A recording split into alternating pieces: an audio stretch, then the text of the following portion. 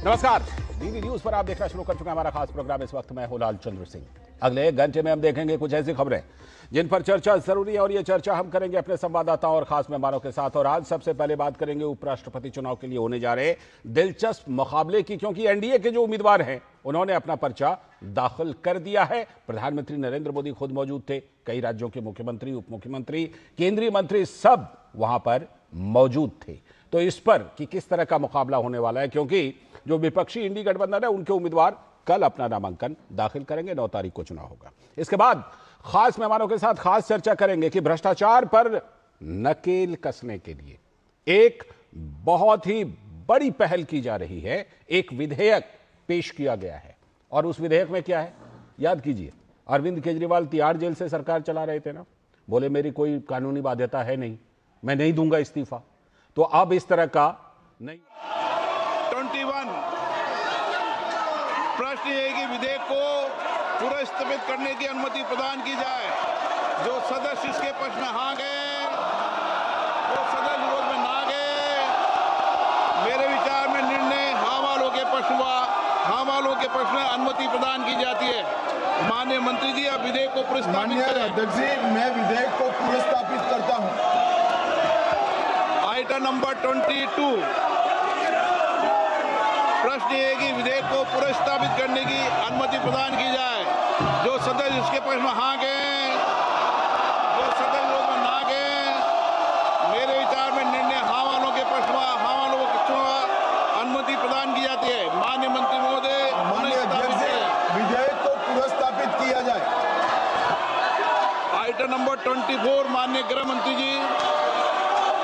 माननीय अध्यक्ष जी, मैं प्रस्ताव करता हूं कि भारत के संविधान का संशोधन करने वाला विधेयक, संघ राज्य क्षेत्र शासन अधिनियम 1963 का संशोधन करने वाला विधेयक तथा जम्मू कश्मीर पुनर्गठन अधिनियम 2019 का संशोधन करने वाले विधेयकों को माननीय अध्यक्ष जी द्वारा नाम निर्दिष्ट किए जाने वाले इस सभा के 21 सदस्य और माननीय उप सभापति द्वारा नाम निर्दिष्ट किए जाने वाले राज्यसभा के 10 सदस्यों को मिलकर बनने वाली संयुक्त समिति को सौंपा जाए।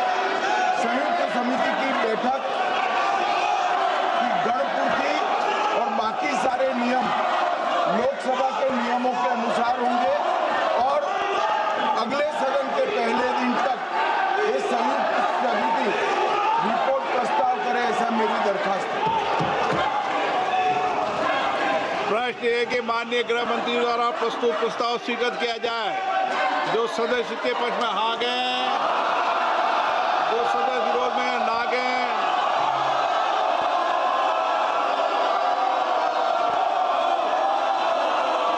नो हाँ तो किया जा सकता है, लेकिन तरीका को सुधार लो आप। मैं आपको भारत की संसद की मर्यादा बनाने के लिए बार बार आग्रह करता हूं। मेरे विचार में निर्णय हाँ वालों के पक्ष में, हाँ वालों के पक्ष में प्रस्ताव स्वीकृत हुआ।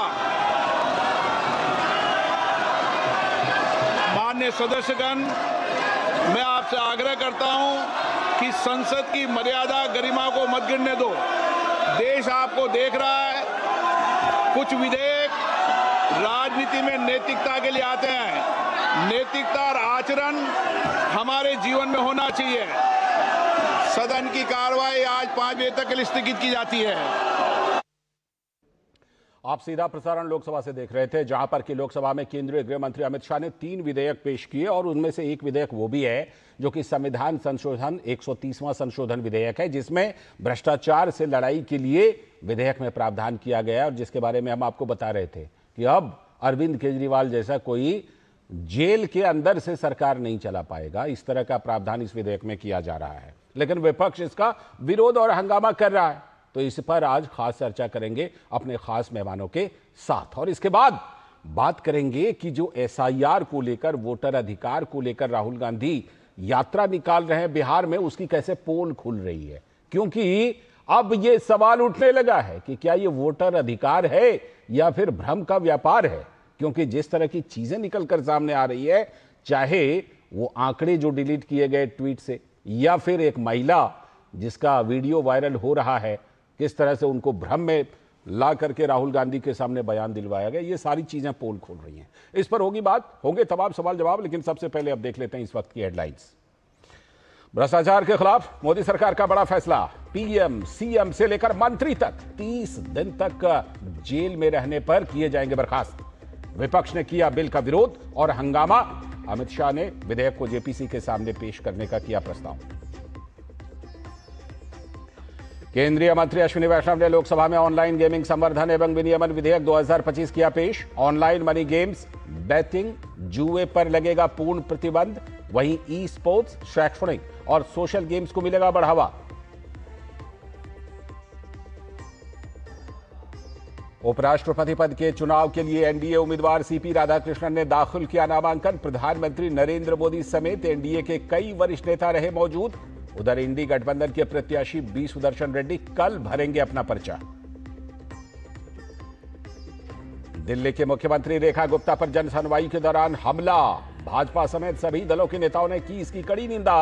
गिरफ्तार हमलावर से पूछताछ जारी। और वोट चोरी के आरोप में औंधे मुंह गिरा कांग्रेस पार्टी का कैंपेन। बिहार के वोट अधिकार यात्रा में राहुल गांधी ने वोटर लिस्ट में जिन लोगों के नाम कटने या मृत घोषित किए जाने पर चुनाव आयोग को जिम्मेदार ठहराया था, अब उनकी हकीकत जब सामने आई तो उठने लगे हैं बड़े सवाल। ये थे इस वक्त की हेडलाइंस। अब देखते हैं खबरों को विस्तार से। सबसे पहले हम बात करने वाले हैं उपराष्ट्रपति चुनाव के लिए होने जा रहे दिलचस्प मुकाबले की, क्योंकि उपराष्ट्रपति पद के चुनाव के लिए एनडीए के उम्मीदवार सीपी राधाकृष्णन ने अपना नामांकन दाखिल आज कर दिया। इस अवसर पर प्रधानमंत्री नरेंद्र मोदी समेत एनडीए के कई वरिष्ठ नेता मौजूद रहे। एनडीए शासित राज्यों के मुख्यमंत्री, उप मुख्यमंत्री और कई केंद्रीय मंत्री भी मौजूद रहे इस मौके पर। एनडीए गठबंधन के करीब 160 सांसद शामिल हुए इसमें, 20 प्रस्तावक और 20 समर्थक। और प्रधानमंत्री नरेंद्र मोदी ने तो मुख्य प्रस्तावक के रूप में राज्यसभा के महासचिव को दस्तावेज सौंपे। विपक्षी इंडी गठबंधन के प्रत्याशी बी सुदर्शन रेड्डी हैं, वो कल अपना पर्चा दाखिल करेंगे। उपराष्ट्रपति पद के लिए जैसा कि आप जानते हैं कि 9 सितंबर को चुनाव होने वाला है और इसी दिन रात तक नतीजे की घोषणा भी हो जाएगी। ये चुनाव संसद भवन में होगा और इसमें सभी सांसद वोट डालते हैं, लोकसभा और राज्यसभा के। तो इस समय जो डेटा है, लोकसभा में 543 सांसद हैं, राज्यसभा में क्षमता तो 245 की है, लेकिन अभी 233 सांसद मौजूदा समय में हैं। भाजपा के पास अपना खुद का लोकसभा में 240 और राज्यसभा में 102 सांसद हैं। और अगर एनडीए की बात कीजिए तो लोकसभा में 293 और राज्यसभा में 128। अगर इसको जोड़ दीजिए तो कुल ताकत हो जाती है 421। और वाईएसआरसीपी, उन्होंने समर्थन देने की घोषणा कर दी है सीपी राधाकृष्णन जी को, उनके भी 11 सांसद जोड़ लीजिए तो ये आंकड़ा पहुंच जाता है 433। और अगर सब कुछ इसी आधार पर होता है तो समझ लीजिए कि सीपी राधाकृष्णन जी का उपराष्ट्रपति बनना लगभग तय है।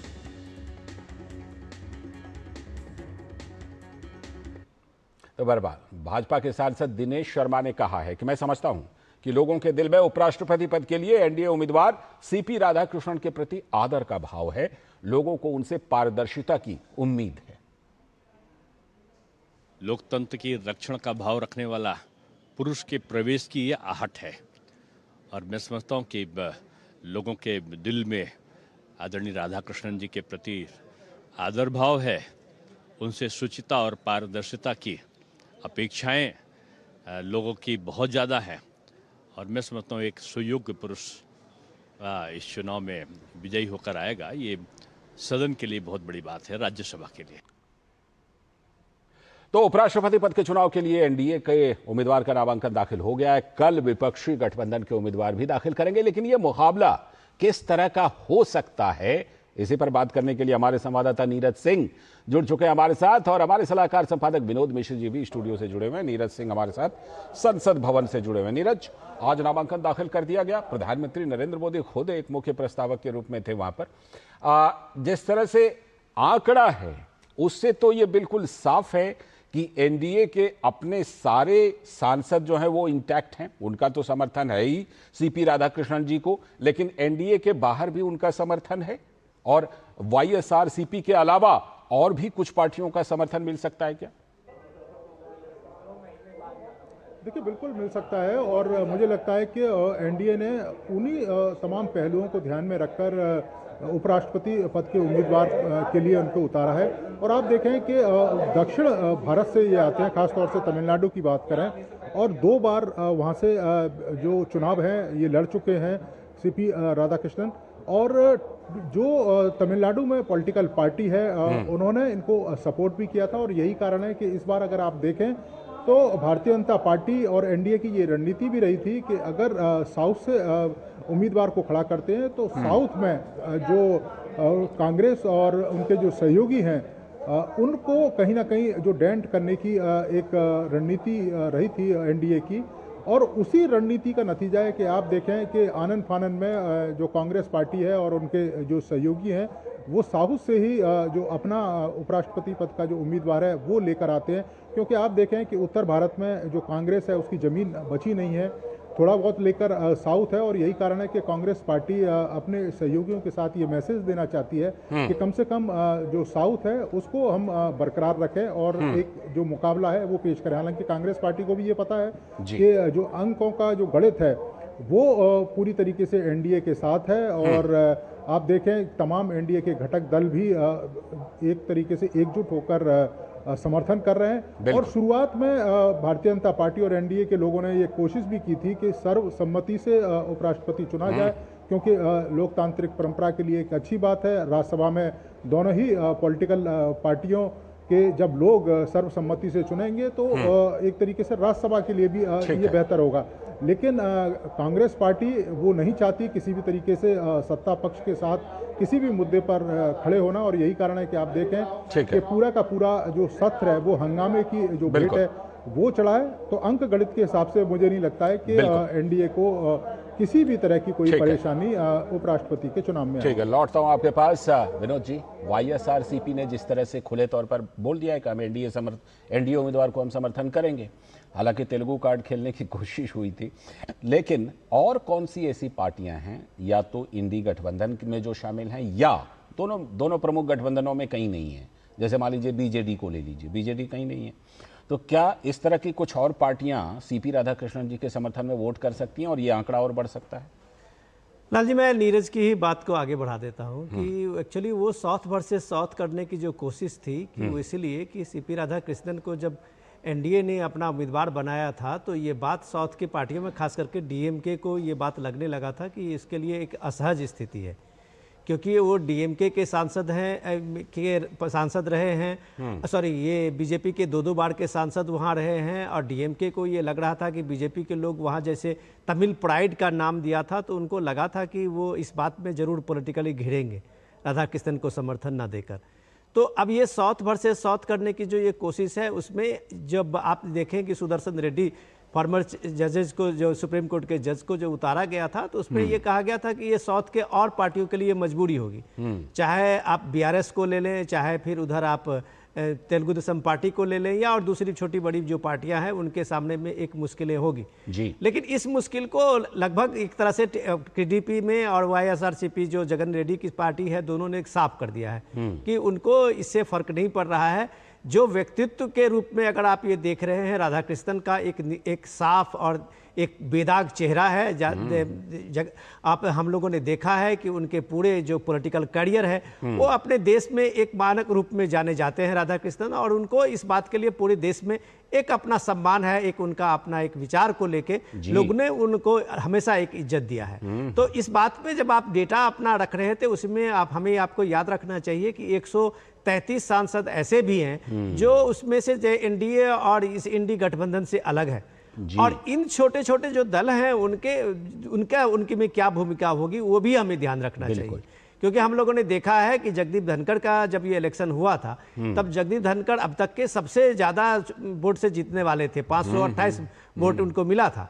तो यही सरकार है, और इसी सरकार के ये उपराष्ट्रपति के कैंडिडेट अभी सीपी राधाकृष्णन सामने में है। तो ये जीत तो की हार की बात मैं अभी नहीं कर रहा हूँ, वोट की बात आप जब कहेंगे तो इनके पास में अपार समर्थन है, बिल्कुल। और इस अपार समर्थन के कारण आप ये कह सकते हैं कि जो विपक्ष की कोशिश है, खास करके कांग्रेस की जो कोशिश है, वो एक साउथ वर्सेस साउथ के साथ साथ एक सामाजिक न्याय का भी अपना दे रहा है कि क्या, क्योंकि ये इनका ओबीसी बैकग्राउंड के हैं, इनकी ओबीसी ओबीसी की अपनी एक खास शख्सियत बिल्कुल। पूरे साउथ में रही है, तो वो भी एक तरह से सुदर्शन रेड्डी को खड़ा करके इस पॉलिटिकल काट के बदले में एक दूसरा राजनीतिक अपना नैरेटिव दे रहे हैं। जी नीरज, जब प्रधानमंत्री नरेंद्र मोदी खुद प्रस्तावक के रूप में दस्तावेज दें तो कुछ और भी संकेत बन जाता है, और इस संकेत के मुताबिक समर्थन भी ज्यादा मिल सकता है, और हो सकता है कि कुछ पार्टियां वोटिंग में हिस्सा ना भी लें, जिसका कि सीधा फायदा एनडीए उम्मीदवार को मिल सकता है, क्योंकि हम जानते हैं कि उपराष्ट्रपति के चुनाव में किसी भी तरह का व्हिप तो जारी किया नहीं जाता। देखिए, बिल्कुल स्पष्ट है कि एक तो भारतीय जनता पार्टी और एनडीए पूरी मजबूती के साथ अपने उम्मीदवार के साथ में खड़े हैं। प्रधानमंत्री खुद जब प्रस्तावक हैं, और इसके साथ साथ आप देखें, चाहे हम राजनाथ सिंह की बात करें, जेपी नड्डा जी की बात करें, उन्होंने तमाम पॉलिटिकल पार्टी के लोगों से संपर्क भी साधा और ये कहा कि जो हमारे उम्मीदवार हैं सीपी राधाकृष्णन, उनका समर्थन करें। यहाँ तक कि कांग्रेस पार्टी से भी राजनाथ सिंह, जो मल्लिकार्जुन खड़गे हैं, उनसे उन्होंने संपर्क साधा। इसके साथ साथ ही जैसा विनोद जी भी बता रहे थे, क्योंकि बहुत सारे जो सांसद ना तो इंडी गठबंधन का हिस्सा है ना एनडीए का हिस्सा है, निश्चित तौर पर उनको भी साधने का जो प्रयास है वो भारतीय जनता पार्टी और एनडीए के जो घटक दल हैं वो करेंगे, और जो संख्या बल है एनडीए के पास, उससे ज़्यादा एनडीए उम्मीद कर रहा है कि संख्या बल से ज़्यादा हम वोट लाकर उनको विजयी घोषित करेंगे। तो निश्चित तौर पर तमाम जो एनडीए गठबंधन के जो लोग हैं, एनडीए पार्टी के जो बड़े बड़े नेता हैं, प्रधानमंत्री, इसके अलावा अमित शाह, राजनाथ सिंह, जेपी नड्डा, ये जरूर कोशिश करेंगे कि जो दोनों ही गठबंधनों का हिस्सा नहीं है, जो ना एनडीए में ना एनडीए गठबंधन में, वो तमाम सांसद उनके उम्मीदवार के लिए वोट करें। तो इसमें कोई एक तरीके से हम लालचंद जी ये कहें कि चकित होने की जरूरत नहीं है, क्योंकि पिछली बार भी आपने देखा था कि उपराष्ट्रपति का जब परिणाम आया था तो जो संख्या बल थी उससे ज्यादा जो वोट है वो उनको पड़े थे। तो इस बार भी ऐसा कुछ देखने को मिल सकता है और 9 तारीख को तो सारा कुछ पता चल ही जाएगा। बहुत बहुत शुक्रिया नीरज जुड़ने के लिए और जानकारी और विश्लेषण के लिए। और विनोद जी, अभी आप हमारे साथ बने रहिएगा, क्योंकि आगे चल करके संसद से एक और बड़ी खबर आई है, और भ्रष्टाचार के खिलाफ जो है एक सख्त कानून की पहल की जा रही है, ताकि अरविंद केजरीवाल जैसे लोग तिहाड़ में जाकर सरकार ना चला पाएं। इस पर खास चर्चा करेंगे खास मेहमान के साथ। अभी वक्त है ब्रेक का।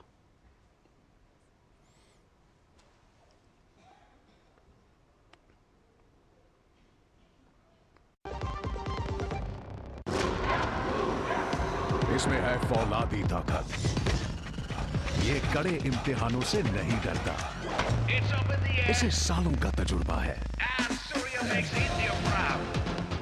इसलिए मैं भी सूर्या पाइप्स का फैन हूँ। देश की तरक्की के सच्चे साथी। सूर्या है तो भरोसा है। मेरी पसंद, मेरी पसंद, मेरी पसंद, मेरी पसंद, हमारी पसंद, हम सबकी पसंद। मजबूत देश का मजबूत सरिया हो गया स्टील। स्वागत है ब्रेक के बाद। डीडी न्यूज पर आप देख रहे हैं इस वक्त। जैसा कि ब्रेक पर जाने से पहले हमने बताया था कि अब हम खास चर्चा करने वाले हैं खास मेहमानों के साथ, और वो चर्चा आज होने वाली है कि केंद्र की मोदी सरकार एक बहुत बड़ा कदम उठा रही है भ्रष्टाचार के खिलाफ सख्त कानून की। क्या है ये पहल, हम आपको बताते हैं। संसद में आज 3 महत्वपूर्ण बिलों को लेकर काफी चर्चा है, हंगामा है, विरोध है, सब कुछ है। बीजेपी ने अपने सांसदों के लिए व्हिप भी जारी किया हुआ है। अभी कुछ देर पहले हम आपको दिखाई रहे थे, हंगामा हो रहा था और कार्यवाही स्थगित हुई है। संसद में संविधान का 130वां संशोधन बिल पेश कर दिया गया है। इन 3 बिल में से एक बिल ये भी है, और बिल पेश करने के बाद विपक्ष का विरोध और हंगामा तो आपने देखा ही थोड़ी देर पहले, जिसमें गंभीर, और ये बिल में है क्या वो बता रहे हैं आपको, गंभीर आपराधिक मामले में गिरफ्तार होने पर चाहे प्रधानमंत्री हो या कोई मंत्री हो या फिर कोई मुख्यमंत्री हो, उनको बर्खास्त किया जा सकता है।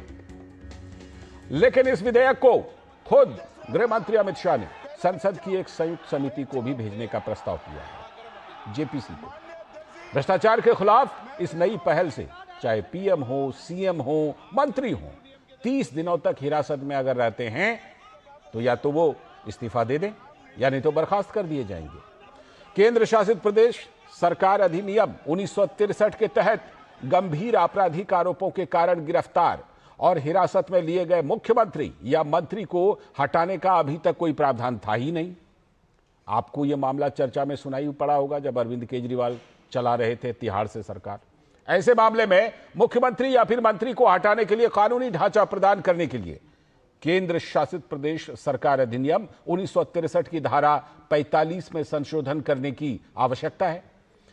नैतिकता के सवाल पर अक्सर खामोश रह जाने वाले सत्तासीनों के सामने इस बिल के पास होने पर एक कड़ा कानून भी होगा। जिन मामलों में 5 साल या फिर इससे ज्यादा की सजा होगी उनमें हटाए जाने का यह नियम लागू हो जाएगा।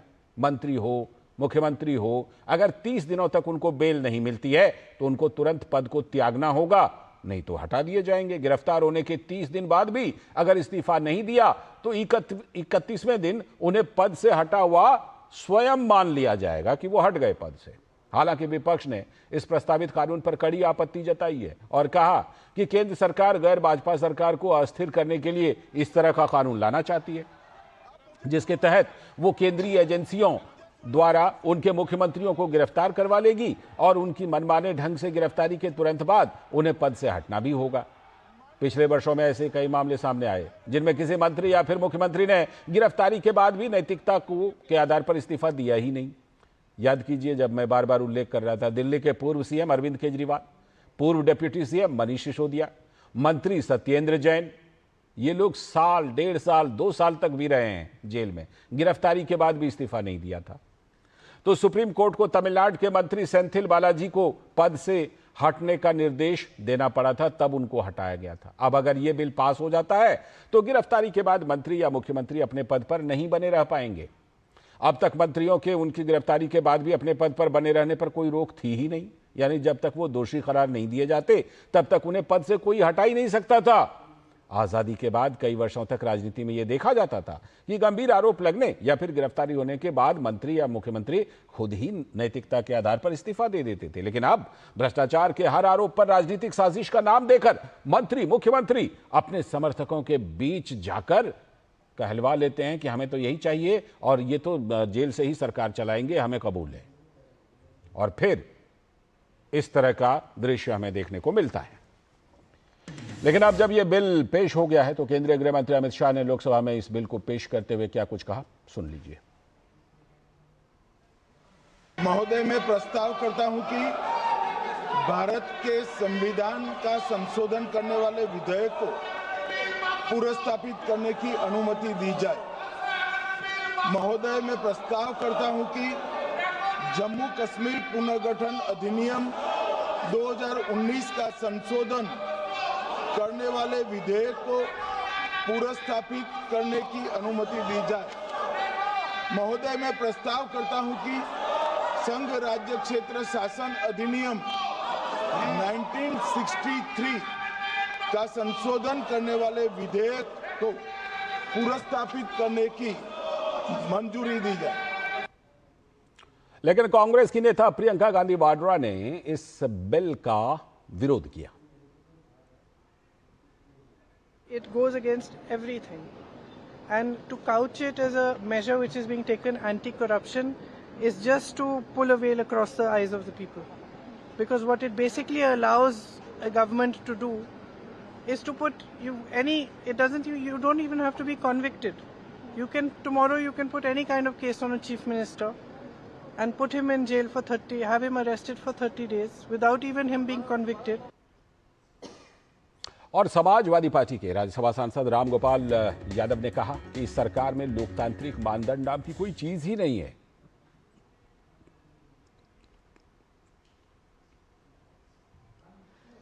चार्ज न भी हो तब भी सीरियस चार्ज किसी के खिलाफ लगाया जा सकता है और लगाया जा रहा है। झूठे सीरियस चार्जेस में लोगों को बंद किया जा रहा है। अब जिन राज्यों में बीजेपी के मुख्यमंत्री नहीं हैं, मंत्री नहीं हैं, उनको हटाने के लिए एक दूसरा तरीका ये गवर्नमेंट ला रही है। मतलब डेमोक्रेटिक नॉर्म्स नाम की कोई चीज बची नहीं है। वही भाजपा के सांसद दिनेश शर्मा ने कहा कि मोदी जी भ्रष्टाचारियों पर हंटर चला रहे हैं। 80% जो सीएम है वो एनडीए की, बीजेपी या उनके समर्थित दलों के, और कानून किसके बारे में ला रहे हैं? पीएम, सीएम, मंत्री और ऐसे जनप्रतिनिधियों के खिलाफ। ये भ्रष्टाचार के खिलाफ प्रधानमंत्री जी का हंटर है। और विपक्ष की चिल्लाहट ये है कि जब जब भ्रष्टाचार पर चोट होती है तो विपक्ष इसको अपने व्यक्तिगत के ऊपर चोट मान लेता है। काहे को भ्रष्टाचार करो, काहे को इस प्रकार की आपको वेदना झेलना पड़े। ये विपक्ष के अंतर मन में छुपा हुआ भय का जिन्न निकल रहा है, जो इस प्रकार की चीज का वो विरोध कर रहे हैं। यही सवाल है कि आखिर जब इस तरह का प्रावधान है तो इसका विरोध क्यों, कौन सी घबराहट है। इसी पर चर्चा करने के लिए आज हमारे साथ जुड़ रहे हैं हमारे संवाददाता शैलेंद्र मिश्र हमारे साथ जुड़ चुके हैं। हमारे साथ हमारे सलाहकार संपादक विनोद मिश्र जी स्टूडियो से जुड़े हुए हैं और संदीप त्रिपाठी जी कांग्रेस के नेता हमारे साथ जुड़ चुके हैं। बहुत बहुत स्वागत। नमस्कार संदीप जी। मैं पहले शैलेंद्र के पास चलता हूं। शैलेंद्र, आज 3 विधेयक पेश किए गए हैं जिसमें ये विधेयक भी है और जम्मू कश्मीर पुनर्गठन विधेयक को लेकर भी है। पहले मैं चाहता हूं कि थोड़ी सी जानकारी आप जरा जम्मू कश्मीर पुनर्गठन संशोधन विधेयक को लेकर के दे दीजिए, उसके बाद फिर हम इस पर आएंगे और चर्चा भी करेंगे। देखिए, ये तो तीनों विधेयक हैं, उनका उद्देश्य यही है कि इन तीनों तरह से विधेयक में ये प्रावधान किया गया है कि केंद्र में या फिर राज्य में या जम्मू कश्मीर में जो तीसरा विधेयक जिसकी आप चर्चा कर रहे हैं उसमें अगर किसी मंत्री या मुख्यमंत्री को हिरासत या जेल होती है 30 दिनों के लिए गंभीर अपराध में और वो 30 दिनों तक वो रिहा नहीं होते हैं तो उनको बर्खास्त किया जा सकता है या स्वतः उनको पद से हटाया माना जा सकता है। उसके लिए कार्रवाई करने की प्रक्रिया, एक कानूनी ढांचा प्रावधान किया गया है। क्योंकि अब तक ऐसा कोई प्रावधान नहीं था संविधान में। और हम जानते हैं कि जम्मू कश्मीर का जो बिल है वो इसलिए अलग से लाना पड़ा क्योंकि यूनियन टेरिटरी का जो बिल आया था उसके जरिए हम जानते हैं कि जम्मू कश्मीर में आगे बढ़ा गया था, केंद्र शासित प्रदेश का दर्जा दिया गया विधानसभा सहित, इसलिए वो एक तीसरा बिल आया है।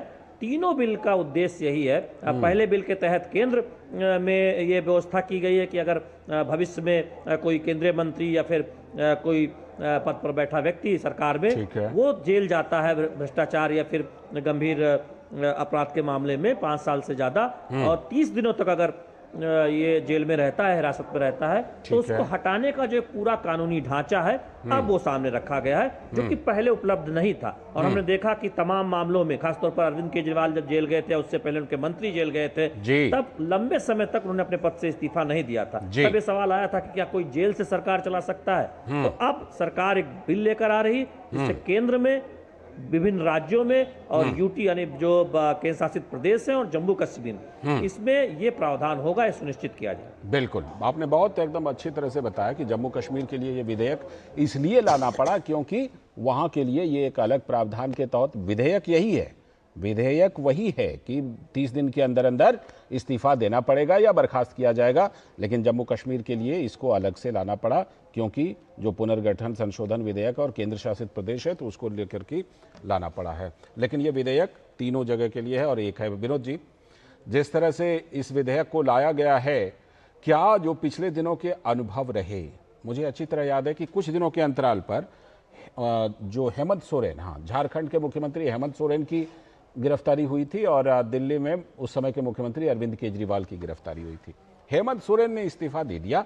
अरविंद केजरीवाल ने कहा कि कौन सा ऐसा कानून है जिसके तहत मैं इस्तीफा दूंगा। सुप्रीम कोर्ट तक ने भी ये बात माना कि हाँ भाई, ऐसा प्रावधान तो कुछ है नहीं फिलहाल, तो कैसे उनको इस्तीफा देने के लिए मजबूर कर दें। ऐसे में जब इस तरह के नेताओं, मुख्यमंत्रियों ने नैतिकता का ना भी, उसका भी नाम लेने के लिए वो तैयार नहीं है, तो ऐसे में इस कानून की जरूरत पड़ी। लाल जी, अपने यहाँ गांव में जो कहावत है और लोग कहते रहते हैं कि जब कि तू सीएम है क्या या तू पीएम है जो तुम पे कोई केस नहीं चलेगा। तो ये बिल जो है उसको आप इस तरह में समझ सकते हैं कि सीएम पीएम भी, मतलब आप सीएम हैं और पीएम हैं तो आप इस कानून के दायरे से अलग नहीं है।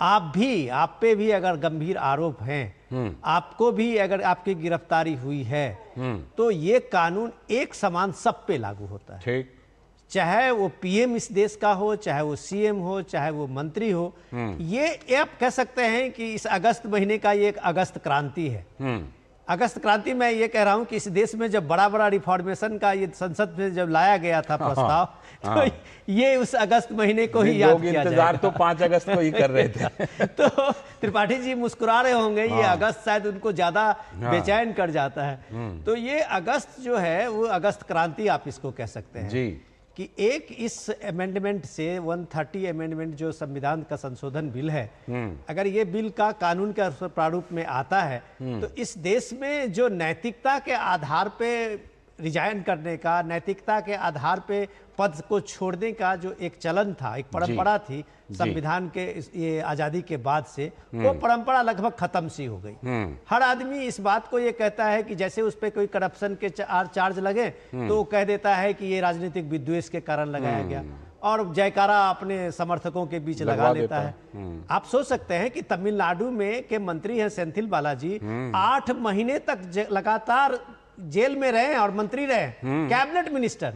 सुप्रीम कोर्ट ने बाद में निर्देश दिया कि इनको मंत्री पद से हटाओ, तब जाके हम इस पे कोई अपनी प्रतिक्रिया देंगे या इस केस को आगे हम कार्रवाई इधर भी सत्येंद्र जैन, मनीष सिसोदिया, सत्येंद्र जैन के मामले में तो चलिए कई बार हाई कोर्ट से लेकर सुप्रीम कोर्ट तक ने कानून की इस बात की चर्चा की थी कि इसमें कोई कानून नहीं है, लेकिन अभी सुप्रीम कोर्ट का तो अभी का ये उदाहरण है, ताजा उदाहरण है तमिलनाडु का।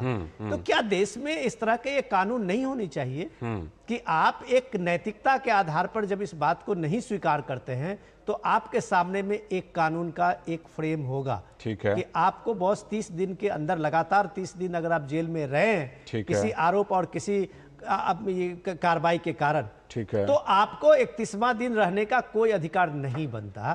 तो ये इस बिल का देश की जनता तो देख रही है, संसद में विपक्ष के लोगों की क्या परेशानी है वो तो अभी और डिस्कशन होगा। मुझे लगता है कि अभी इसको अभी जेपीसी में या जो कमेटी है उस कमेटी में जाने के बाद ही पता चलेगा कि इसका आगे का क्या रुख बना रहेगा। तो ये कम से कम अच्छी बात है ना कि केंद्रीय गृह मंत्री ने खुद ही इसका प्रस्ताव कर दिया कि इसको जेपीसी में ले जाते हैं, बात करते हैं इस पर कि इस तरह का प्रावधान किया जाए जिसमें सभी पार्टियों के सांसद होंगे। ज्वाइंट पार्लियामेंट्री कमेटी इसीलिए होती ही है। लेकिन संदीप जी, दिक्कत कहाँ है भाई?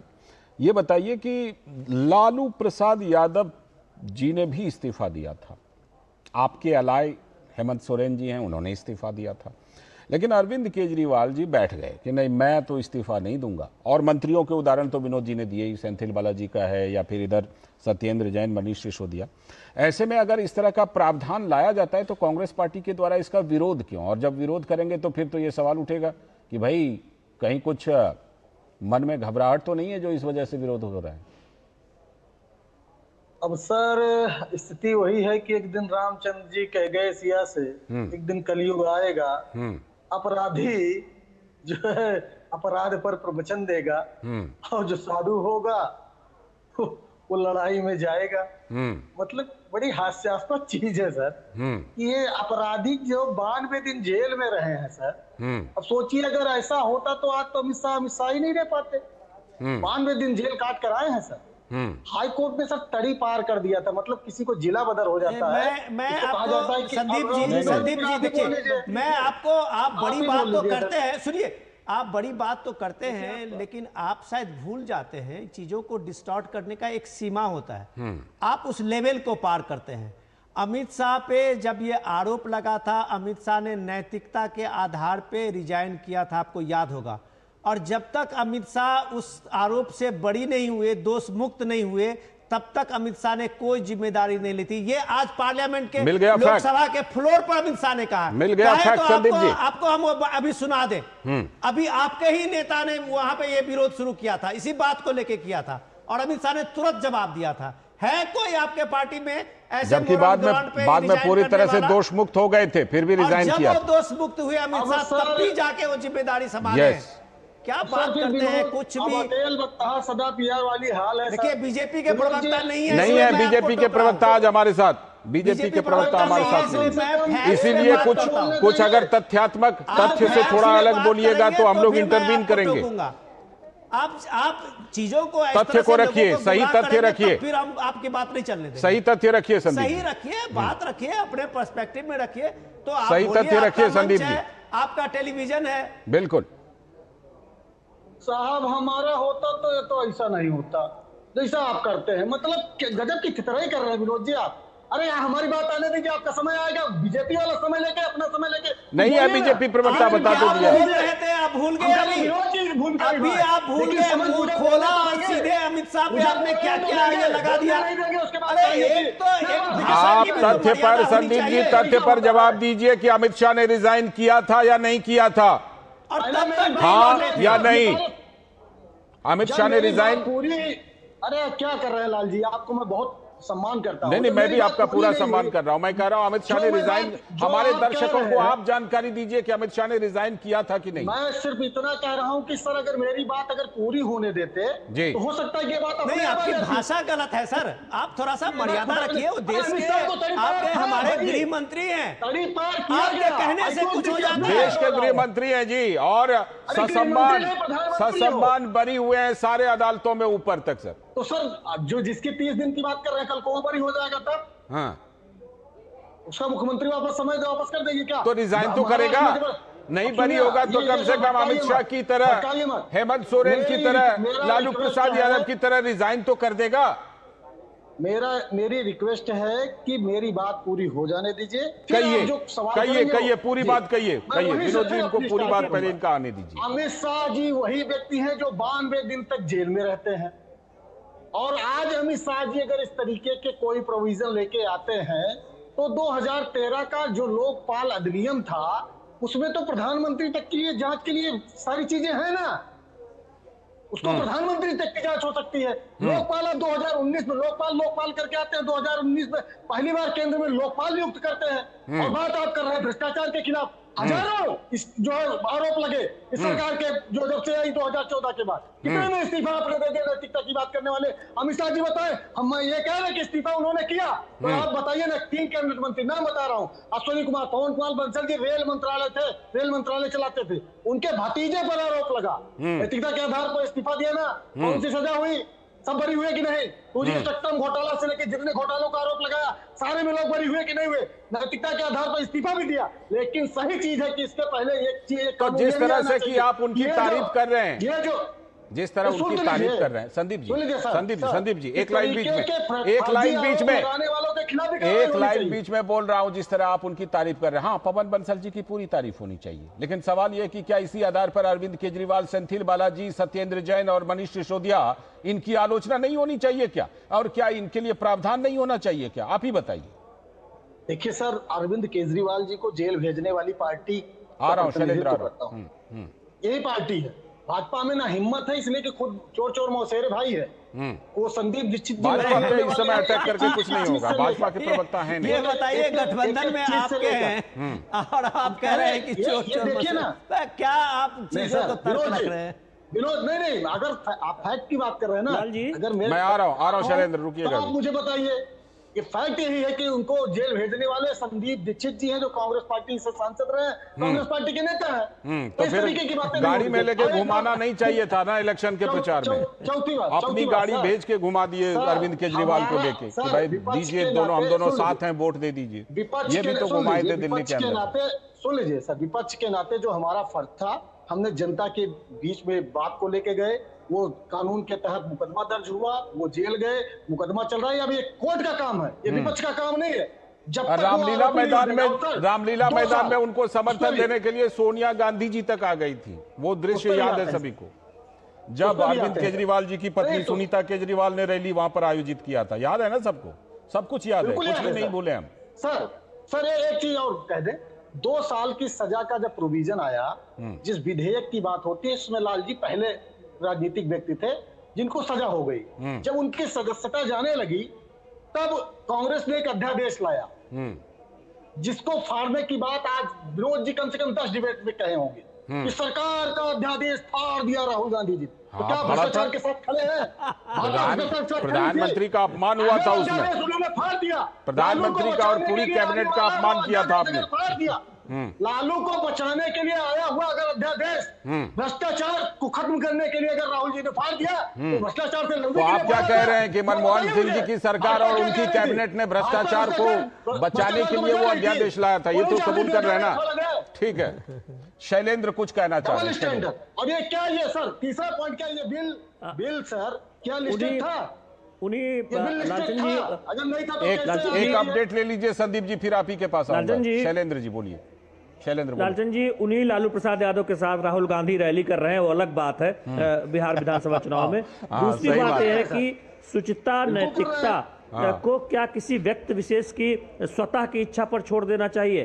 जब ये कानून हो जाएगा कि 30 दिन में आप स्वतः आपको इस्तीफा माना जाएगा, तो कोई मुख्यमंत्री अगर अपने भ्रष्टाचारी मंत्री को बचाना चाहता है तो उस पर एक नैतिक दबाव होगा कि अगर किसी पर गंभीर भ्रष्टाचार के आरोप लगे हैं तो वो अपने मंत्री को उनके जेल या हिरासत में लिए जाने से पहले ही कहे कि आप सरकार से हट जाइए। ये एक नैतिकता का तकाजा है। और जब राजनीति उस तरफ जा रही है जहां नैतिकता का तकाजा कम हो रहा है राजनीतिक दलों में, तो ऐसे में इस तरह का जब प्रस्तावित कानून लाया जा रहा है तो उसका तो स्वागत होना चाहिए। पहली बात तो दूसरी बात, लोकतंत्र के कमजोर की बात कह रहे हैं, अगर कोई व्यक्ति हटता है, कोई मुख्यमंत्री भी हटता है, अगर उसका दल बहुमत में है, उसका गठबंधन बहुमत में है, तो कोई और मुख्यमंत्री बन जाएगा, तो उसमें लोकतंत्र की और एक बात और आपकी बात में जोड़ रहा हूँ, आपकी बात में एक बात और जोड़ रहा हूँ, और संदीप जी आपके पास आऊं उससे पहले विनोद जी, 30 दिन का समय भी तो दिया गया है। मान लीजिए अगर आपको राहत मिलनी है, आप सुप्रीम कोर्ट तक से राहत पा सकते हैं, हाई कोर्ट जाइए, सुप्रीम कोर्ट जाइए, राहत मिलती है तो फिर आपके ऊपर ये बात लागू ही नहीं होगी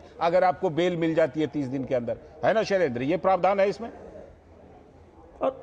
और किसी भी मुख्यमंत्री या मंत्री को गिरफ्तारी से पहले, हिरासत से पहले क्रेडिबल एविडेंस होगा, कोई एक तरह से देखें तमाम तथ्य होंगे, पहले से ही मीडिया में चर्चा होगी, तो एक पर्याप्त मौका होगा। राजनीति इतना तो शुचिता रहनी चाहिए कि अगर आप पर गंभीर आरोप लगे तो तब तक के लिए आप हट जाइए, आपकी पार्टी का कोई और योग्य बन जाएगा।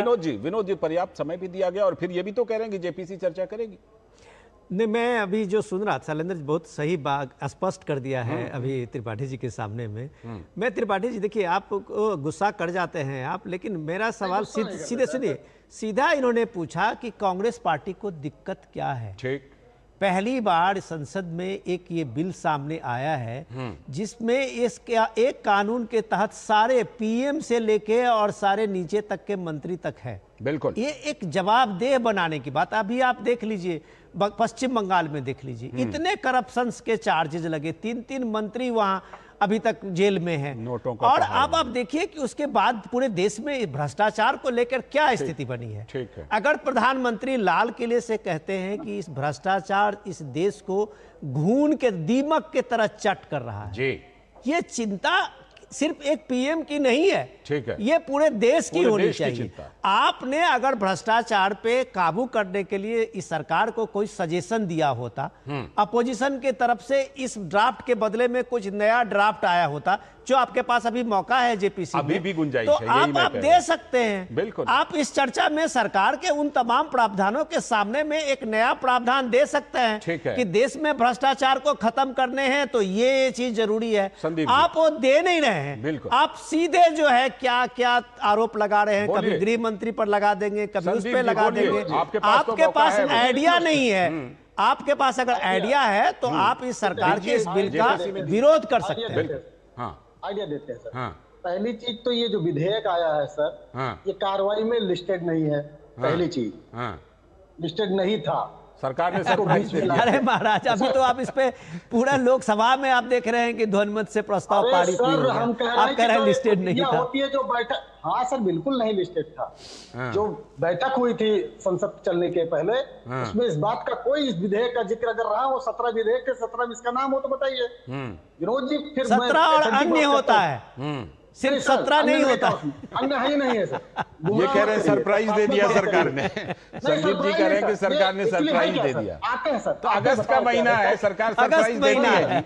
अगस्त के महीने में सरकार सरप्राइज देती है मोदी सरकार। हाँ सर, इनका इतिहास रहा है अगस्त में कि ये अंग्रेजों की दलाली कर रहे थे जब भारत जोड़ो आंदोलन। ठीक है, आप बोलिए। अब आते हैं सर मुद्दे की बात सर। अगस्त क्रांति की तो ये बात ही ना करें सर। मुद्दे की बात सर ये है कि जिस तरीके से चलिए आप विधेयक लेके आते हैं, ठीक है, अभी विनोद जी ने कहा कि आइडिया देना चाहिए, बिल्कुल देना चाहिए, लेकिन आप बताइए कि क्या इस विधेयक के आने के पहले आपको पता था क्या, या किसी को पता रहा हो? अब इसी आधार पर विरोध करेंगे कि पता नहीं था इसीलिए विरोध करेंगे। रिक्वेस्ट है लाल जी, अच्छा नहीं लगता है। बोलिए ना, मैं वही देखिए, मैं ये अच्छा नहीं लगता, आप रिपब्लिक भारत नहीं है संदीप जी इसलिए कह रहा हूं क्योंकि आज बीजेपी के प्रवक्ता है नहीं, इसलिए जब आप तथ्यात्मक रूप से कुछ ऐसा बोलेंगे तो बीच में हमें सर, ठीक है, बीच में मेरा सेंटेंस पूरा हो जाए, उसमें बात छूट जाती है। बिल्कुल, मेरे कहने का समय भी समाप्त हो रहा है जी सर, कहने का उद्देश्य सिर्फ ये है कि जब आप करें आइडिया देने की बात, हमको पता ही नहीं कि सरकार की मंशा क्या है, हमसे पूछा भी नहीं गया। तो देश के किसी भी नागरिक को नहीं पूछा गया किस तरीके का विधेयक आना चाहिए, इसमें क्या होना चाहिए, गुंजाइश है अभी जेपीसी में सर। आप सिर्फ और सिर्फ देश के जो चोरी जो पकड़ी गई है, इससे गुमराह आपत्ति सरप्राइज को लेकर के है, आपत्ति सरप्राइज को लेकर है, समझ गया। वोट चोरी से बचने का तरीका है ये। अच्छा, वोट चोरी वाला तो खैर अभी हम दिखाएंगे, वोट चोरी वाला अभी दिखाएंगे, 11 साल तक वोट चोरी वाला अभी दिखाएंगे, ठीक है। वो बिहार की महिला ने क्या कुछ कहा है सीडीएस, जो राफेल में लूट कर लिया, ठीक है, ठीक है, चलिए ठीक है, बोलते रहिए। आज बीजेपी प्रवक्ता नहीं है जवाब देने के लिए, आप बोल लीजिए एक तरफा, आज बीजेपी प्रवक्ता नहीं है। शुक्रिया, फिलहाल शुक्रिया, जल्दी से जोड़िए शैलेंद्र, जल्दी से आधा लाइन जोड़िए। लालचंद जी, त्रिपाठी जी जो कह रहे हैं, इनको ये पता होना चाहिए कि इनके नेता ने माफी मांगी थी और उसी बयान पर या उसी आरोप पर जिसकी ये चर्चा कर रहे हैं, और बिना तथ्यों के बात कहना बहुत आसान है। ठीक है, ठीक है, चलिए। और आप इस तरह इसी नोट पर शुक्रिया, शुक्रिया, समय की कमी है, शुक्रिया शैलेंद्र, शुक्रिया संदीप जी, बाकी बातें हम लोग करते रहेंगे। बहुत बहुत शुक्रिया। फिलहाल विनोद जी, बहुत बहुत शुक्रिया इस चर्चा में हिस्सा लेने के लिए। और इस वक्त में अभी वक्त है एक ब्रेक का।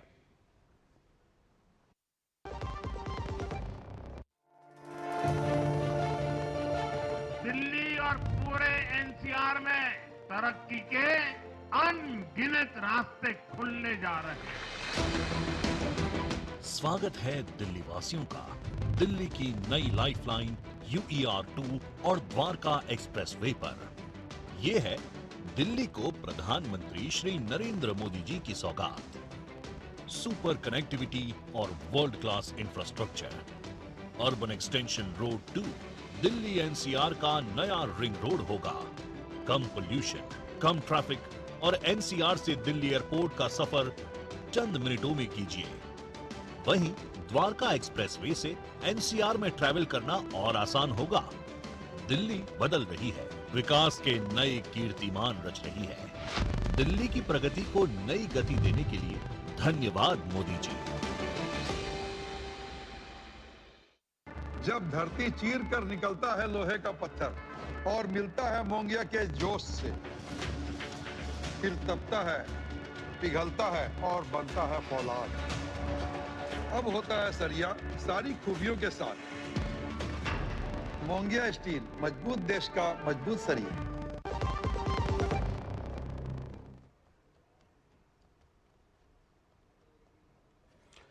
स्वागत है ब्रेक के बाद। आप देख रहे हैं डीडी न्यूज पर इस वक्त, और अब हम बात करने वाले हैं कि वोट चोरी को लेकर के जो आरोप लगाया जा रहा है वो किस तरह फुस हो रहा है, किस तरह उसकी हवा निकल रही है। क्योंकि राहुल गांधी इन दिनों बिहार में वोटर अधिकार यात्रा पर हैं, लोगों से बात कर रहे हैं, उनके वोट चोरी का वीडियो सोशल मीडिया पर शेयर भी कर रहे हैं। लेकिन वोट चोरी का उनका आरोप वही लोग फुस कर रहे हैं जिन्हें राहुल गांधी पक्का सबूत बता रहे थे। क्योंकि महाराष्ट्र विधानसभा चुनाव को लेकर एक पोस्ट को CSDS के संजय कुमार ने डिलीट कर दी और सार्वजनिक रूप से माफी मांग ली, जिसके बाद देश में राजनीति गर्मा गई। क्योंकि इसी को आधार बनाकर कांग्रेस पार्टी जो है वो मुद्दा बना रही थी। बीजेपी का कहना है कि कांग्रेस जिस सोशल मीडिया पोस्ट को आधार बनाकर वोट चोरी का आरोप लगा रही थी, अब तो संजय कुमार ने उस पोस्ट के लिए माफी तक मांग ली। बीजेपी ने राहुल गांधी से पूछा कि क्या अब वो भी देश से माफी मांगेंगे क्या? यानी वोट चोरी के उनके इस सियासी अभियान को गहरा धक्का लगा है। लोग पूछ रहे हैं कि अगर राहुल गांधी के पास वोट चोरी के आरोप हैं तो फिर वे चुनाव आयोग में हलफनामा देकर जानकारी क्यों नहीं दे देते? बीजेपी के अध्यक्ष जेपी नड्डा ने राहुल गांधी पर पलटवार किया। नड्डा ने सोशल मीडिया प्लेटफॉर्म एक्स पर लिखा, खड़ा हूं आज भी वहीं जहां मेरा झूठ पकड़ा गया, सच सामने आया और मैंने अपना मजाक बनवाया। चुनाव आयुक्त ने वोट चोरी के आरोपों को मिथ्या बताया है। उन्होंने राहुल गांधी से 7 दिनों के भीतर एफिडेविट देने या फिर पूरे देश में माफी मांगने को कहा है। इस बीच एक और शख्स सुबोध कुमार के दावे की सच्चाई भी सामने आ गई। राहुल गांधी की यात्रा में उन्होंने भी अपना नाम काटे जाने की बात कही थी। निर्वाचन आयोग ने उनके दावे का खंडन कर दिया है। इन घटनाओं ने बिहार का सियासी पारा चढ़ा दिया है। सत्ता पक्ष अब राहुल गांधी पर झूठ फैलाने का आरोप लगाते हुए हमलावर है। उधर सपा नेता अखिलेश यादव के वोट चोरी की शिकायत का जवाब उत्तर प्रदेश के विभिन्न जिलों के चुनाव अधिकारियों ने भी दे दिया है। अखिलेश का दावा था कि उन्होंने 18,000 शिकायतें हलफनामे के साथ दी थी, लेकिन जवाब तो उन्हें मिल रहा है तो कह रहे हैं कि समय से नहीं मिला। लेकिन 2022 के सवाल पर अब जो है इस मुद्दे को उठाने का क्या मकसद था? बिहार में रंजू देवी जो है उनका वीडियो भी वायरल हो रहा है।